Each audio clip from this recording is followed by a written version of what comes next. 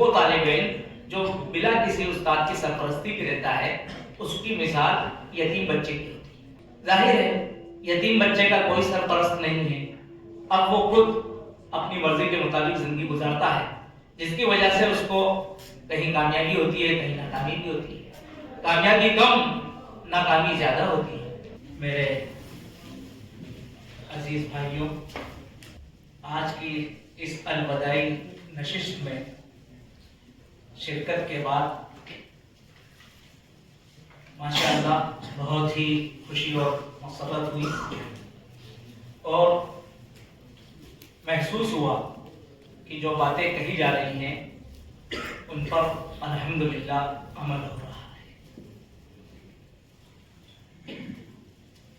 میرے لیے آپ حضرات سے کوئی گفتگو نئی بات نہیں ہے، آپ میرے لیے کوئی نئے بھی نہیں ہیں، آپ حضرات سے ملاقاتیں بھی ہوتی رہتی ہیں، اور وقتاً فوقتاً جب بھی کبھی ایسا کوئی موقع ملتا ہے تو آپ سے گفتگو بھی ہوتی ہے۔ آج اس موقع سے جبکہ ہمارے اس دارالعلوم سے فارغ ہونے والے طلباء جو اب انشاءاللہ مستقبل کے علماء ہیں، اور ہمارے نئے طلباء غیر کے جونیئر اور سینئر طلباء کا یہ سنگم ہے، ان کی ملی جلی نشست ہے۔ اس موقع سے جو کچھ بنیادی باتیں تھیں ماشاءاللہ آپ کے سامنے ہمارے رفقا کے ذریعے سے آئی ہیں۔ چند باتیں میرے ذہن میں ہیں جو میں آپ سے عرض کرنا چاہتا ہوں۔ یہ باتیں بطور تذکیر ہے، ہو سکتا ہے کہ اس سے پہلے بھی میں نے آپ سے عرض کی ہوں، اور نہ بھی کی ہوں تو بہرحال اب میں آپ سے عرض کرتا ہوں۔ بات میں طویل کرنا نہیں چاہتا کیونکہ وقت اچھا خاصا ہو گیا ہے، 3 گھنٹے سے زائد سے ماشاءاللہ آپ ہم سب یہاں بیٹھے ہیں۔ میں سب سے پہلے اپنے وہ طلباء جو یہاں پڑھ رہے ہیں اور ابھی ان کا تعلیمی سلسلہ جاری رہے گا، ان سے یہ عرض کرنا چاہتا ہوں کہ تعلیم کے لیے سب سے بنیادی چیز وہ یکسوئی ہے۔ آپ پوری یکسوئی کے ساتھ علم حاصل کریں، آپ کی پوری توجہ حصول علم پر ہونا چاہیے۔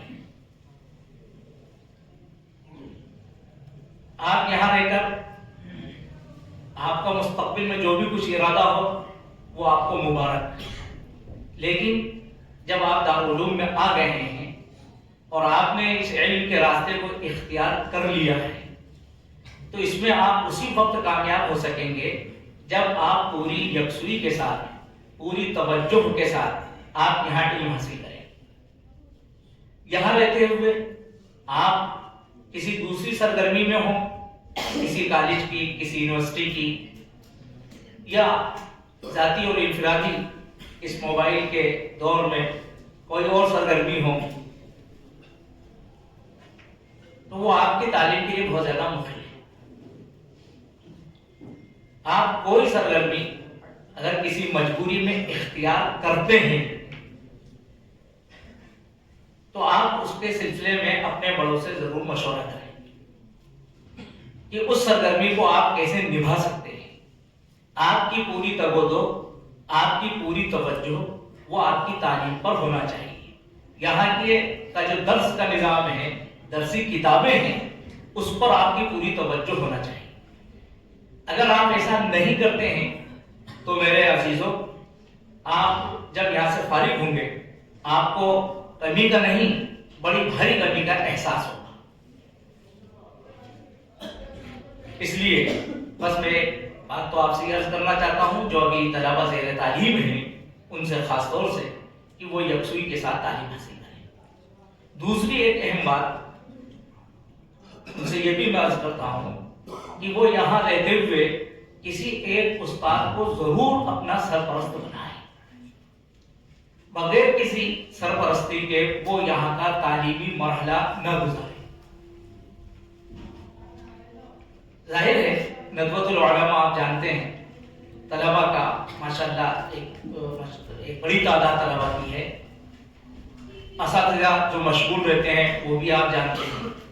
اگر آپ ندوۃ العلماء میں بلا کسی استاد کی رہنمائی کے رہیں گے تو میرے عزیزوں، میں افہام و تفہیم کے لیے ایک لفظ آپ سے عرض کرتا ہوں کہ وہ طالب علم جو بلا کسی استاد کی سرپرستی کے رہتا ہے اس کی مثال یتیم بچے کی ہوتی ہے. ظاہر ہے یتیم بچے کا کوئی سرپرست نہیں ہے. اب وہ خود اپنی مرضی کے مطابق زندگی گزارتا ہے، جس کی وجہ سے اس کو کہیں کامیابی ہوتی ہے، کہیں ناکامی بھی ہوتی ہے. کامیابی کم، ناکامی زیادہ ہوتی ہے. تلخ تجربات کا اس کو زیادہ سامنا کرنا پڑتا ہے. اس لیے میرے عزیز بھائیوں، آپ میں ہر ایک اس بات کی کوشش کرے. ماشاءاللہ یہاں اساتذہ موجود ہیں، آپ کے درجات میں بھی پڑھاتے ہیں، ہاسٹل میں نگراں حضرات بھی ہیں، اور ویسے بھی ماشاءاللہ آپ اپنا ذاتی تعلق کسی نہ کسی استاد سے ضرور قائم کریں اور ان سے آپ بھرپور رہنمائی لیں. انشاءاللہ یہ آپ کے مستقبل کے لیے بہت مفید بات ہوگی. اب میں اپنے ان عزیزوں سے جو یہاں سے فارغ ہو کر جا رہے ہیں ان کو یہ عرض کرنا چاہتا ہوں کہ وہ فراغت کے بعد ان کو اب کیا کرنا ہے، وہ اس کے سلسلے میں اپنے بڑوں سے ضرور مشورہ کریں. خود فیصلہ نہ کریں. دوسری بات، اس مرحلے میں ایک کوتاہی یہ ہو جاتی ہے کہ لوگ اپنے دوستوں سے مشورہ کر لیتے ہیں اور کبھی دوست کی رائے پر ہی وہ اپنے مستقبل کا فیصلہ کر لیتے ہیں. تو ظاہر ہے جب ایسا ہوتا ہے، نہ تجربہ کار لوگوں کی رائے پر ایک انسان اپنے مستقبل کا فیصلہ کرتا ہے تو اس کو بھی پھر تلخ تجربات سے گزرنا پڑتا ہے. بسا اوقات اس کے جو عزائم اور ارادے ہیں ان تک اس کے لیے پہنچنا بہت مشکل ہو جاتا ہے. کبھی کبھی پھر وہ ہمت ہار جاتا ہے اور پھر ایک بھٹکا ہوا انسان جہاں منزل ملتی ہے وہیں وہ ٹھہر جاتا ہے. یہ صورتحال ہو جاتی ہے. اس لیے فارغ ہونے والے عزیز بھائیوں سے یہ درخواست ہے اور یہ میں تجربے کی بات آپ سے عرض کرنا چاہتا ہوں کہ آپ کو اب اگلا قدم کیا اٹھانا ہے، اس کے سلسلے میں آپ بڑوں سے ضرور مشورہ کر فیصلہ کریں. اپنے دوستوں سے نہیں، اپنی مرضی سے نہیں. اور اس موقع سے حضرت مولانا علی میاں صاحب رحمۃ اللہ علیہ کی مجھے ایک بات بھی یاد آ رہی ہے.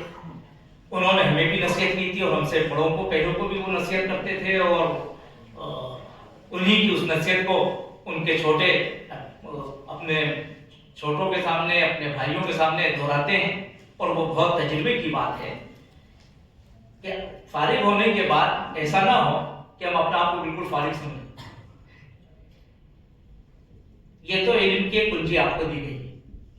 اب تو ابھی آپ کو ایک کنجی ملی ہے، آپ فارغ نہیں ہوئے، آپ کو ایک کنجی دی گئی ہے. اس سے آپ کو بہت سے وہ قفل جو بھی بند ہیں ان کو کھولنا ہے. ابھی علم کا سلسلہ تو اب جاری ہونا ہے. آپ اب اس قابل ہو گئے ہیں کہ آپ کتابوں کو سمجھ سکیں. ابھی اساتذہ کے ذریعے سے آپ سمجھ رہے تھے، اب اس قابل ہو گئے ہیں کہ آپ براہ راست بھی سمجھ سکیں.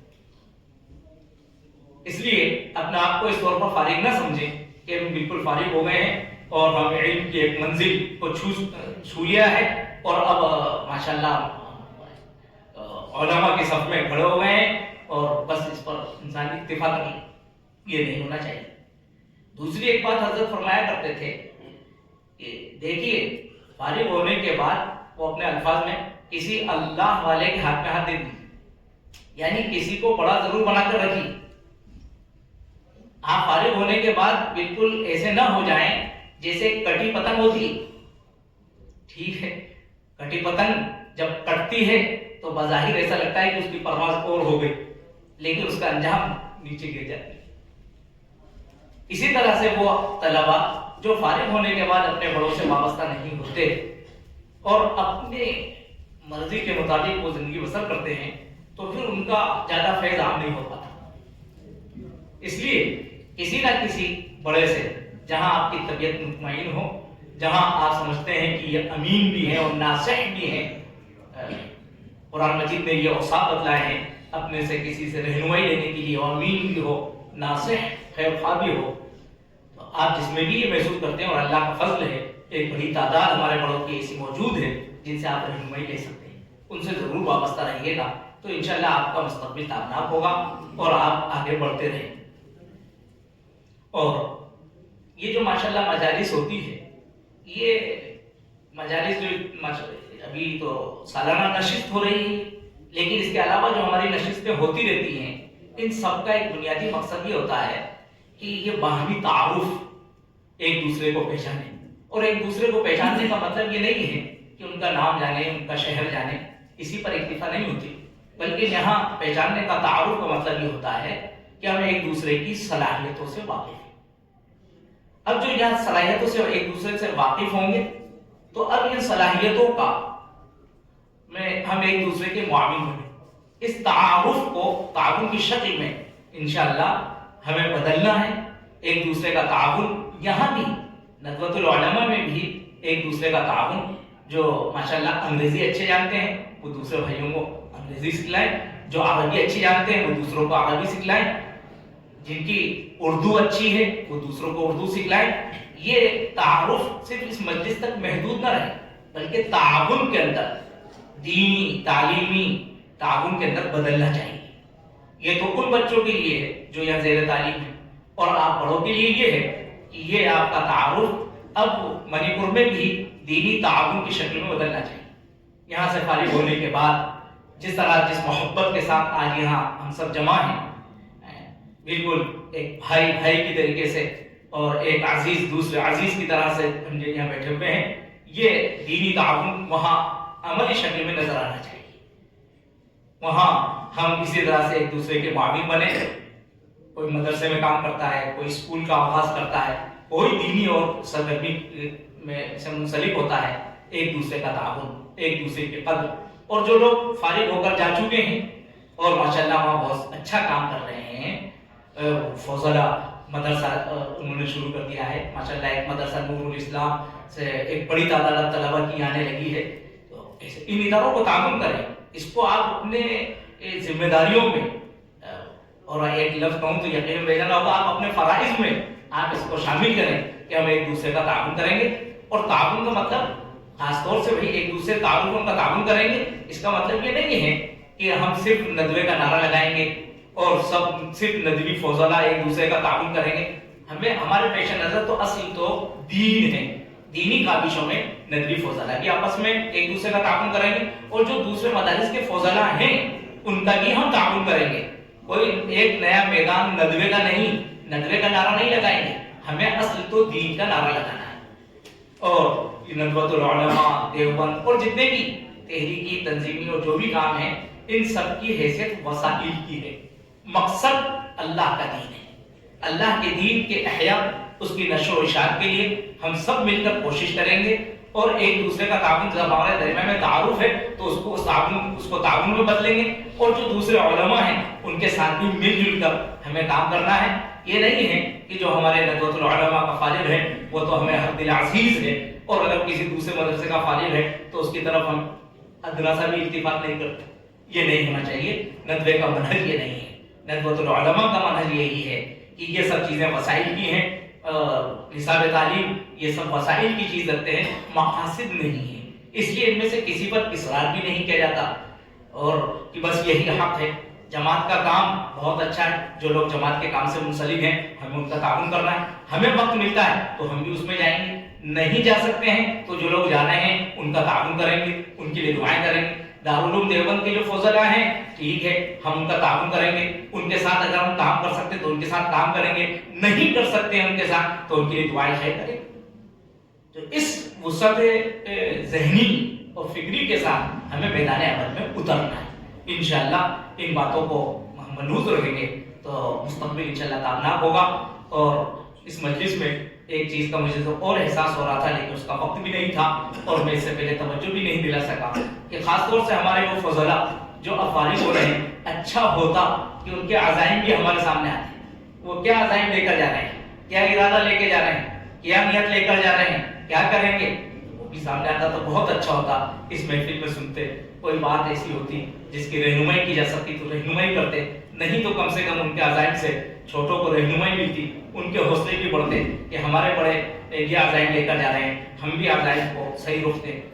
لیکن انشاءاللہ آئندہ مجلس میں کیسا ہوگا اس کو ترتیب دیا جائے گا. یہ مسجد بہت مبارک رہی, بڑا اچھا لگا.